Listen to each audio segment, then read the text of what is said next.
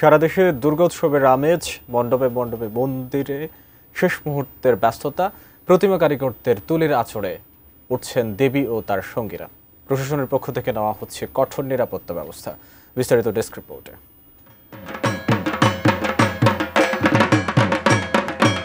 দেশে এবছর ৩৩,০০০-এরও বেশি মণ্ডপে পূজা হবে। সম্প্রতি নারায়ণগঞ্জের একটি পূজা মণ্ডপ ঘুরে দেখে স্বরাষ্ট্র উপদেষ্টা জানালেন, প্রতিটি মণ্ডপে পূজা উদযাপন কমিটি ৭ জন করে ভলেন্টিয়ার নিয়োগ দেবে। আনসার সদস্য থাকবে ৮ জন করে। তিনি আশ্বস্ত করে বলেছেন, দুর্গাপূজাকে কেন্দ্র করে কোনো ধরনের শঙ্কা নেই। পুলিশ থাকবে, র্যাব থাকবে এবং সেনাবাহিনী থাকবে। এবার এই জন্য কোনো ধরনের কোনো অসুবিধা হবে না। রাঙামাটিতে শারদীয় দুর্গোৎসবের প্রস্তুতি চলছে পুরোদমে। অ্যান্টিব্যাকটেরিয়াল অ্যাডিটিভ যুক্ত সেরা ওয়াটার ট্যাঙ্ক বিশুদ্ধ পানিতে ব্যাকটেরিয়া জন্মাতে দেয় না। রংতুলির কাজ ও মণ্ডপ সাজসজ্জার কাজও শেষ পর্যায়ে। শান্তিপূর্ণভাবে উদযাপনের আশাবাদ পূজা উদযাপন পরিষদ নেতাদের।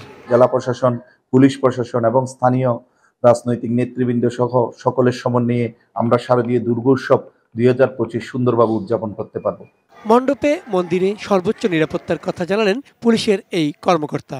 নিরাপত্তার জন্য অলরেডি আমাদের কাজ চলছে, যেমন প্রতি মণ্ডপে যেখানে প্রতিমা তৈরি হচ্ছে সেই জায়গাগুলোতে আমাদের টহল টিম কাজ করছে এবং পূজা কমিটিগুলোর সাথে সবার সাথে যোগাযোগ আছে আমাদের।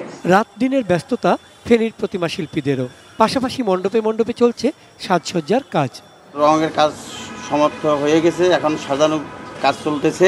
সকল ধর্মীয় ভেদাভেদের ঊর্ধ্বে আমরা আমাদের শারদীয় দুর্গোৎসব পালন করব। পুরো জেলার পূজা যাতে নির্বিঘ্নে নিরাপদে হয়, জেলা প্রশাসন সংশ্লিষ্ট সবাইকে উনি নির্দেশ দিয়েছেন। আমরা পূজা নিয়ে আমরা শঙ্কিত নই।